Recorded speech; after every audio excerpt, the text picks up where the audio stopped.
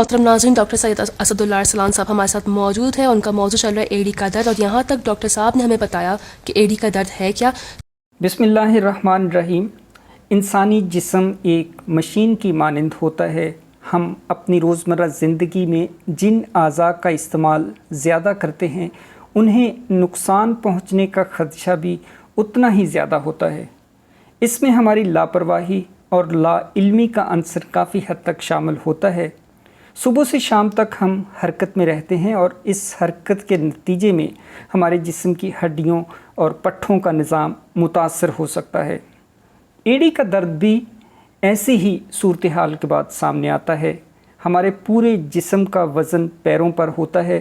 پیر والے حصے میں چھوٹی چھوٹی ہڈیاں اور جوڑ ہوتے ہیں جو کافی مضبوطی کے ساتھ ایک دوسرے سے اس انداز میں ملے ہوتے ہیں کہ پیر کے اندر مختلف اطراف میں حرکت ممکن ہوتی ہے. توازن کے ساتھ پائی جانے والی حرکت پاؤں کے جوڑوں میں بڑی اہمیت کی حامل ہوتی ہے اور اسی متوازن حرکت کے نتیجے میں ہم آسانی سے چل پھر رہے ہوتے ہیں. اس کے علاوہ انسانی جسم چونکہ مختلف طرح کی ہڈیوں، پٹھوں، شریانوں، وریدوں وغیرہ وغیرہ کا ایک بڑا منظم قسم کا ڈھانچہ ہے، اس لیے جسم کے کسی بھی حصے میں پیش آنے والے مسئلے کا اثر جسم کے دوسرے حصوں پر ضرور رونما ہوتا ہے. ایڑی کے درد کی مختلف وجوہات ہو سکتی ہیں. بعض اوقات ایڑی والی ہڈی کے نیچے ہیلز پر یعنی ابھار سے بننا شروع ہو جاتے ہیں، جن کی وجہ سے جسم کا وزن اصل جگہ کی بجائے ایک خاص نقطے پر منتقل ہو جاتا ہے، جس کے باعث سوزش وجود میں آتی ہے اور اس سوزش کے نتیجے میں درد کا احساس شروع ہو جاتا ہے. پیر کے تلوے کی ساخت کچھ ایسی ہوتی ہے کہ جس میں کافی وزن سہارنے کی استعداد ہوتی ہے. ناگہانی چوٹ کے باعث اور زیادہ دباؤ کی وجہ سے اس ساخت میں زخم ہو جاتا ہے یا متعلقہ ساخت کو نقصان پہنچ سکتا ہے، جس کے باعث سوزش اور درد کا احساس ہوتا ہے.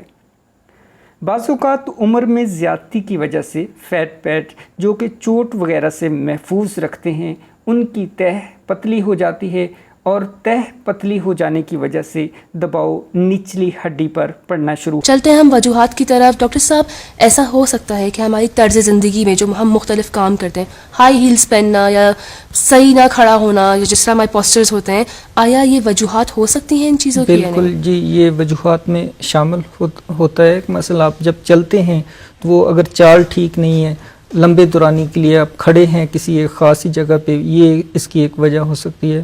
مختلف اس کی وجوہات ہیں. وقفے سے پہلے ہم بات کر رہے تھے کہ جو ہے وہ ہیل سپور جو بنتا ہے، صحیح ہے، وہ اسٹیوفائٹ سا ایک ابھار سا جو ہے وہ کیلشیم جمع ہونا شروع ہو جاتا ہے تو وہ ایک ہڈی سی اضافہ ہو جاتی ہے. صحیح. تو بعض کا تو یہ ہوتا ہے کہ وہ ہڈی جو ہے ضرورت سے زیادہ ہوتی ہے تو اس کی وجہ سے وہ بھی ایک درد کی وجہ بنتی ہے. ہم کہتے ہیں ہڈی کا بڑھ جانا. بالکل، وہ جس طرح ہم فارسی میں بھی اس کو خار پاشنے جو ہے، خار جو ہے وہ ایک وہ کانٹا سا جو اس طرح کا، تو وہ ہڈی چونکہ وہ باہر کی طرف نکل آتی ہے تو یہ ایک وجہ بن سکتی ہے. اس کے بعد یہ ہوتا ہے کہ جس طرح ہم نے وہ نیچے سے اس کی وہ ٹیشو کی ایک بات کی تھی، وہ لیگامنٹس جو جاتی ہے وہ فیشیا، اس میں جب وہ ٹیئر آتا ہے، کوئی زخم آتا ہے تو اس میں سوزش کا ایک عمل شروع ہوتا ہے. تو وہ جب سوزش ہوتی ہے تو اس کے ساتھ جو ہے وہ ایک درد کا احساس جو ہے وہ آنا شروع ہو جاتا ہے. پھر ایسا ہوتا ہے کہ جب عمر میں زیادتی ہوتی ہے، مثلا یہ جو ادھیڑ عمر جو ہیں وہ افراد یا بوڑھے افراد، ان میں یہ ہوتا ہے کہ پیر کے نیچے جو ہے ایک کشن سا ہوتا ہے، فیٹ ٹیشوز وغیرہ وہ ہوتے ہیں، وہ تاکہ جو اوپر سے وزن پڑ رہا ہوتا ہے تو اب نیچے والا جو ایک پریشر ہوتا ہے، کوئی سخت سطح ہوتی ہے تو اس کا جو ہے پیر کو زیادہ نقصان نہ پہنچے، تو وہ قدرتی ایک جو ہے حفاظتی ایک عمل ہوتا ہے. تو بعض کا تو یہ ہوتا ہے کہ جب عمر زیادہ ہوتی ہے تو وہ جو طے ہے اس کی وہ پتلی ہونا شروع ہو جاتی ہے. اس کی وجہ سے یہ ہوتا ہے کہ پھر جو ہے جب بندہ چلتا ہے تو جوتے مناسب نہ ہوں تو پھر جو ہے وہ دباؤ پڑنا شروع ہو جاتا ہے. پھر موٹے افراد جو ہیں ان کا چونکہ وزن زیادہ ہوتا ہے وہ اس طرح کا ہوتا ہے. بعض پھر یہ ہوتا ہے کہ وہ جو آرک بنی ہوتی ہے پیر کا، جو دیکھیں تو بعض لوگوں کے پیر جو ہے فلیٹ فٹ ہوتے ہیں، ان کو بھی مسئلہ ہوتا ہے. اور جن کی جو ہے وہ ڈھلوان سے جو ہے نیچے پیر کی وہ زیادہ ہو تو اس کی وجہ سے بھی ایک مسئلہ ہوتا ہے. تو یہ اس طرح کی جو ہے مختلف طرح کی وجوہات یہ ہو سکتی ہیں. ڈاکٹر صاحب یہ تصویر آپ بتانا بالکل یہ اس کا ایکس رے ہے. جس طرح ہم وہ بات کر رہے تھے کہ مثلا وہ کیلشیم جمع ہونا شروع ہو جاتی ہے, وہ ہڈیاں جو ہے وہ باہر کی طرف نکل, یہ تیر کے نشان سے جو ہے اس نے اس چیز کو واضح کیا ہوا ہے. تو ایک نارمل ہڈی میں یہ چیز نہیں ہوتی. اب یہ چونکہ باہر کی طرف نکل آئی ہے, تو اب یہ بھی ہوتا ہے کہ تقریباً اگر فرض کریں کہ اگر 10% افراد جو ہیں ان میں یہ چیز ہے ہیلز پر, تو 5% افراد جو ہیں ان میں درد کا جو ہے احساس وہ محسوس کر رہے ہوتے ہیں درد کو.